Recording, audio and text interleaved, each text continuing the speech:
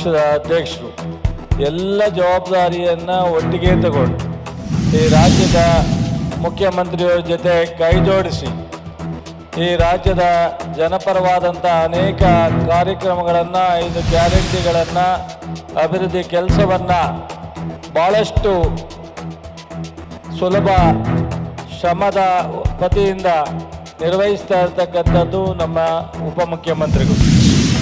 ನೀರಾವರಿ ಕೃಷ್ಣ ಮೇಲುದಂಡೆಯಿಂದ ಹಿಡ್ದು ಭದ್ರಾಯಿಂದ ಹಿಡ್ದು ನಮ್ಮ ರಾಜ್ಯದಲ್ಲಿರ್ತಕ್ಕಂಥ KRS ಇನ್ನಿತರ ಎಲ್ಲ ಡ್ಯಾಮಿನ ಪರಿಸ್ಥಿತಿಯನ್ನು ಭಾಳ ಹತ್ತಿರದಿಂದ ನೋಡಿ ಮತ್ತು ಅನೇಕ ಅಚ್ಚುಕಟ್ಟ ಪ್ರದೇಶದಲ್ಲಿ ಆಗಬೇಕಾದಂಥ ಕಾಲುವೆಗಳ ಕೆಲಸಗಳನ್ನು ಸಹ ಕಳೆದ 5 ವರ್ಷದ ಸರ್ಕಾರದಲ್ಲಿ ಏನೆಲ್ಲ ಬ್ಯಾಲೆನ್ಸ್ ಇತ್ತೋ ಅದನ್ನೂ ಸಹ ನಿಭಾಯಿಸ್ಕೊಂಡು ಮಾಡ್ತಾ ಇದ್ದಾರೆ. ಅದರ ಜೊತೆಗೆ ಬೆಂಗಳೂರಿನಲ್ಲಿ ನಿಮಗೆಲ್ಲರೂ ನೋಡಿದ್ದೀರ, ಬೆಂಗಳೂರಿನ ಸೂರ್ಯ ಹುಟ್ಟಿ ಸೂರ್ಯ ಮುಳುಗೋದ್ರೊಳಗಡೆ ಸರಿ ಮಾಡಲಿಕ್ಕೆ ಸಾಧ್ಯ ಇಲ್ಲ.